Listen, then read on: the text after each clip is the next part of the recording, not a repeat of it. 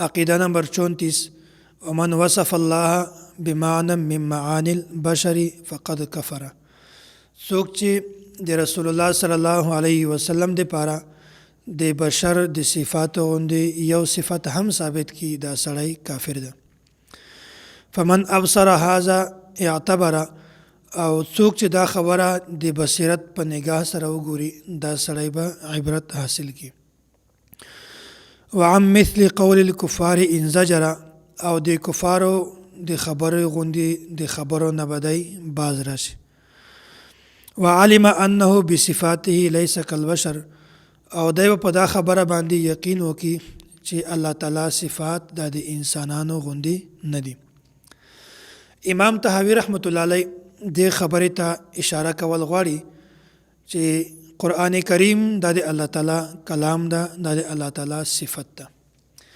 لکه څنګه چې الله تعالی ذات او د الله تعالی صفات دا د کیفیت نه پاک دي داسې کلام الله دا هم د الله تعالی صفت ده دا هم د کیفیت نه پاک ده. قرآن کریم الله جل جلاله پر رسول الله صلی الله علیه وسلم باندې را نازل کړی ده او بغیر د کیفیت نه د قول په شکل کې د الله تعالی نه د ظهور شوی ده.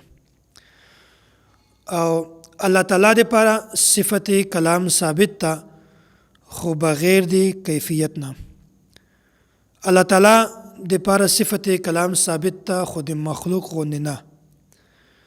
الله تعالی د لپاره صفت بصر دا ثابت ده خو د مخلوق غوندې نه. د الله تعالی د لپاره صفت سمع دا ثابت ده خو د مخلوق غوندې نه. مخلوق ګوري په سترګو سره خو الله تعالی ګوري خو په کتلو کې د سترګو محتاج نه ده. مخلوق انسان دا اوري په غوږو سره خو الله تعالی اوري خو په اوریدلو کې د غوږو محتاج نه ده. داسې انسان خبرې کوي په ژبه سره الله تعالی هم تکلم کوي خو په خبرو کې د ژبې محتاج نه ده. نو دا فرق ته چې انسان چې کوم صفات دي دا د کیفیت محتاج دي او د الله تعالی چې کوم صفات دي دا بغیر د کیفیت نه دي. د وجه څه ده ځکه چې الله تعالی دا بے نیاز ذات ته قل هو الله احد الله الصمد الله تعالی یو ده. الله تعالی د هیڅ محتاج نه ده خو ټول د الله تعالی محتاج دي. او داسې لیس کمثله شیء وهو السمیع البصیر د الله تعالی مثل یو شی هم نسته. الله تعالی اوري او الله تعالی ګوري. الله تعالی اوریدلو ول ده او الله تعالی دی کتلو ول هم ده. د دینه دا معلومه شوله چې کوم صفت دی الله تعالی دی بغیر به کیفیت نه دی او کوم صفات چې دی یو بشر دی د انسان دی دا د کیفیت محتاج دی.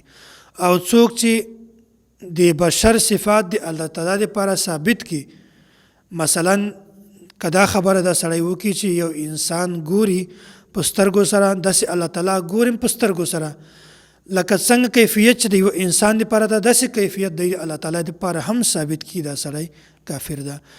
نو الله تعالی ګوري اوري خو په اوریدلو کې کتلو کې د سترګو محتاج نه ده دغسې د غوږو محتاج نه ده د ژبې محتاج نه ده خو انسان دا د ژبې هم محتاج ده د غوږو هم محتاج ده د سترګې هم محتاج ده.